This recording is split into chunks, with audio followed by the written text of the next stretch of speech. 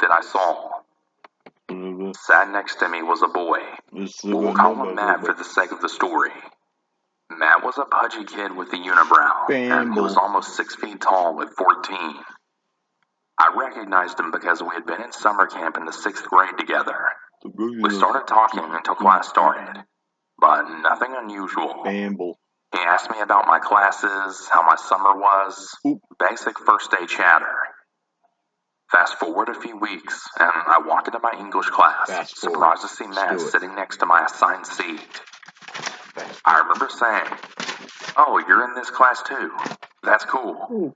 And not really thinking anything of it. Over the next week, Matt had magically started switching into all my classes that he could, besides study hall and art.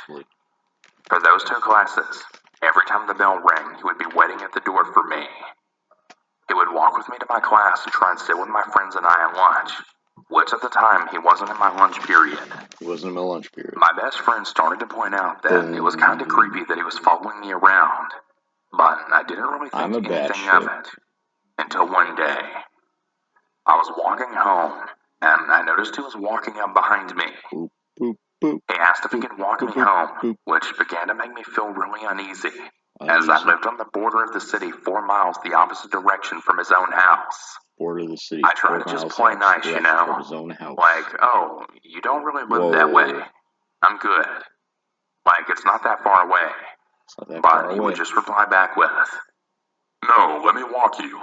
A pretty girl like you shouldn't walk alone." Thankfully, at that moment, I saw my older neighbor Jason, who was like an older brother to me, and was like, "Oh, thanks for meeting me, Jason."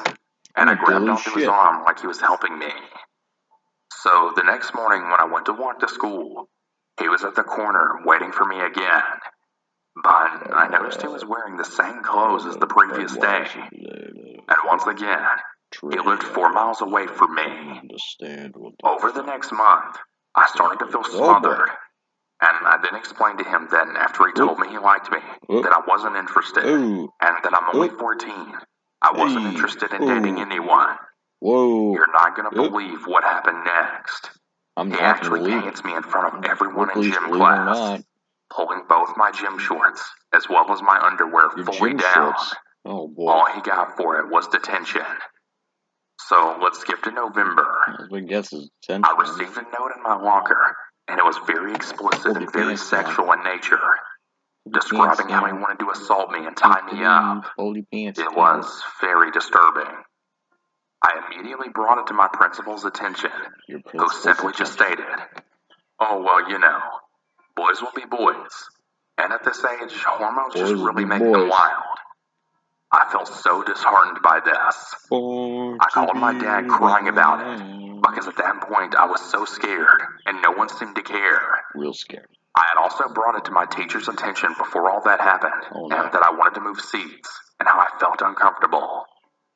My dad immediately took me to the police station, and he wanted them to do something about the letter, as well as the clear signs of stalking, in which they said they couldn't. And again, boys will be boys. Boys will be boys. The letters only became more violent and more disturbing. It went from writings about rape to actually murdering me. I'm perturbed. And as you can imagine, the school still didn't do anything. Didn't do anything. I began skipping class after that, and I started to really feel myself change. Skip class, man. I used to love school, but now I felt scared. Fast forward another week, and I was in the lunchroom with my friends eating my lunch. Oh no. On this day, I was wearing a brand new white long-sleeve sweater that my mom had gotten me. Oh. Well, Matt walked over, and loudly in front of everyone else, asked me to the winter dance. I became embarrassed, as he wasn't even supposed to be in that lunch period. Winter solstice. I said that I wasn't going, and at that moment, he grabbed me by my hair, and then he dumped my red juice drink all over me. His attack was on camera, in front of the school teachers and the principal, but he still didn't really get any kind of punishment, other than a 2-day in-school suspension. Oh boy. It got worse and worse, and I started failing my classes. My parents were actually missing so much of their own work just to make sure I was safe. Babadoo. There was also no other high school in my district, and we didn't have the money to move. I felt stuck. I had started losing all of my friends because of rumors. I was being bullied, being called a hoe and slut, even though I hadn't even had my first kiss yet. I was eventually suspended for skipping class.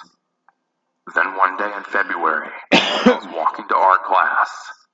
I was late, as I would always hide when the bell rang to avoid seeing him. It's on the other side of campus by the auto shop and wood shop, and it's in a dark, long hallway that was honestly kind of sketchy. That's where he then cornered me, and then grabbed me, and he was holding me by my face against the wall. He then attempted to pull down my pants, and that's when my fight or flight then turned to fight, and with everything I had in me, I screamed and kicked and even stabbed him in the side with my pencil that was in my hand. I ran out of the school and all the way home. Put him right in I was there. later taken to the police right station, and you're not going to believe this, but his parents wanted to charge me with assault. I was expelled from school, and nothing happened to him. Oh, fuck him. I had bruises on my face and neck. We were finally able to get a restraining order, and I remember going to court. I eventually became homeschooled after that, and I lost a few friends I actually had. We ended up losing our home, and we had to move away a few towns over. My life was good after moving. I graduated and started college, and I actually had a really fun retail job. I was 22 years old, and I had almost forgotten all about Matt and that horrible experience. That is, until one day I got a message on Facebook from an account that had no picture. Oh no. The message was a picture of me while at work. Then I got another message, and it was a picture of me in my car. Uh-oh. It was like all the years of therapy and hard work just came crashing down. A few days later at work, I saw a face I would never forget and never expect. It was Matt. Alright, listen, you gotta tell Matt to go fuck himself. And tell him to go tell Matt. Matt. He's probably Jewish. Tell him to go fuck himself. You know what? Yeah, I don't know how big this guy is. Fucking just go. Just look him in the fucking eye, right? Look him in the fucking eye, and just sock him in the fucking face, right in the nose. The nose is a good point. The eyeballs are also a good point. You might want to dig your fingers in there, grab his eyeball, pull it out. He's done. I mean, I don't care who you are. I don't care how tough you are. You pull somebody's eyeball out, they're done. Might be a good idea. You should probably do that. Don't let this guy fuck with you. Fuck that, man. Man, these horror stories. Oh, jeez. They're fucking getting to me. Really. My entire life is a fucking horror story. Can't deal with it.